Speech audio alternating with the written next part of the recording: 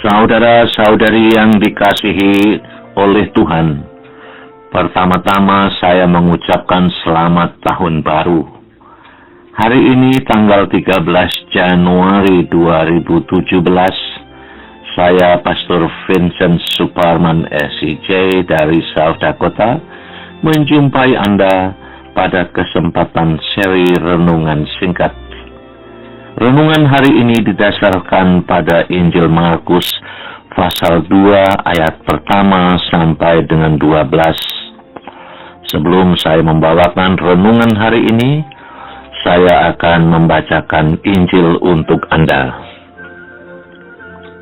Kemudian sesudah lewat beberapa hari, waktu Yesus datang lagi ke Kapernaum, tersiarlah kabar bahwa ia ada di rumah. Maka datanglah orang-orang berkerumun sehingga tidak ada lagi tempat, bahkan di muka pintu pun tidak. Sementara ia memberitakan firman kepada mereka, ada orang-orang datang membawa kepadanya seorang lumpuh, digotong oleh 4 orang.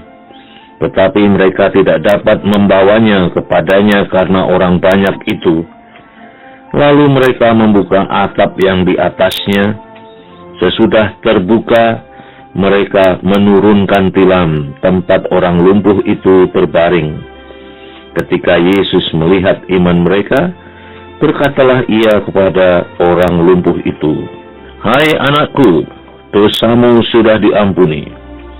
Tetapi di situ ada juga duduk beberapa ahli Taurat. Mereka berpikir dalam hatinya, "Mengapa orang ini berkata begitu?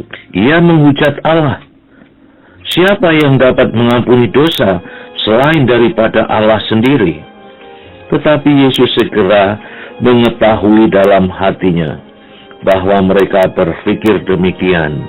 Lalu ia berkata kepada mereka, "Mengapa kamu berpikir begitu dalam hatimu? Manakah lebih mudah mengatakan kepada orang lumpuh ini, 'Dosamu sudah diampuni,' atau mengatakan, 'Bangunlah, angkatlah tilammu dan berjalan'? Tetapi supaya kamu tahu bahwa di dunia ini Anak Manusia berkuasa mengampuni dosa." Berkatalah ia kepada orang lumpuh itu, "Kepadamu kukatakan, bangunlah, angkatlah tempat tidurmu, dan pulanglah ke rumahmu." Dan orang itu pun bangun, segera mengangkat tempat tidurnya, dan pergi keluar di hadapan orang-orang itu, sehingga mereka semua takjub, lalu memuliakan Allah. Katanya, "Yang begini belum pernah kita lihat." Sebelum Anda melakukan sesuatu, pernahkah Anda merenungkan bahwa mengampuni dan empati dapat menyembuhkan seseorang dari kedosaan?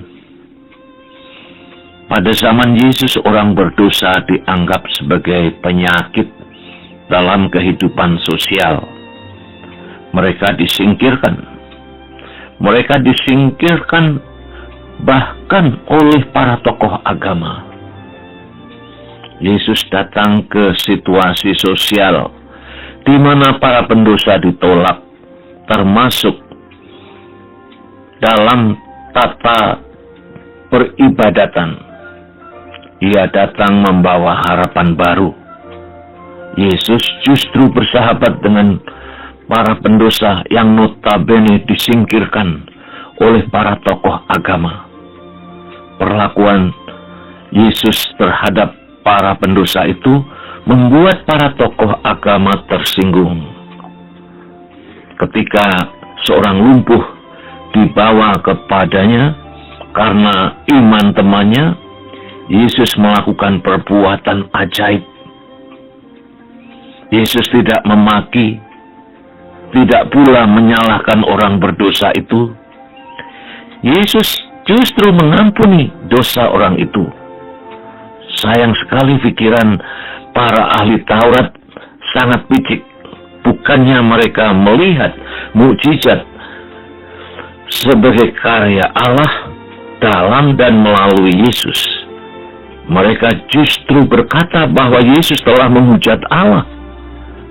Menurut mereka hanya Allah saja yang mempunyai kuasa untuk menyembuhkan atau mengampuni dosa. Yesus menyatakan kuasa yang ia terima dari Allah. Ia wujud nyatakan dalam mukjizatnya. Yesus tidak hanya membuktikan bahwa ia memiliki kuasa ilahi, tetapi juga menunjukkan kuasa dahsyat dari Allah yang menyelamatkan dalam mukjizat penyembuhan orang lumpuh. Orang yang disembuhkan itu bukan hanya lumpuh jasmani, tetapi juga lumpuh rohaninya. Yesus memulihkannya dari beban rasa malu ditolak oleh masyarakat, dan seketika itu juga ia memulihkan fisiknya. Allah selalu siap sedia untuk menyembuhkan sakit penyakit jasmania, pikiran, dan penyakit rohaniah atau kejiwaan. Kita sendiri hendaknya menyadari dan membuka pikiran dan hati kita pada daya pembaharu yang Allah menawarkan kepada kita setiap saat. Namun ada kalanya kita sebagai manusia justru menutup diri dengan sikap sombong, anti terhadap kritik dan perubahan.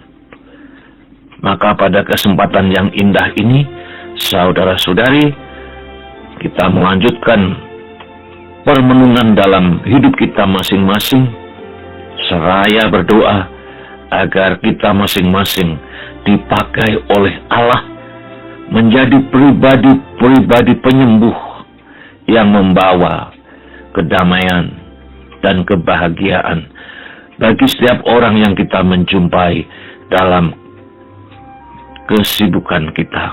Amin.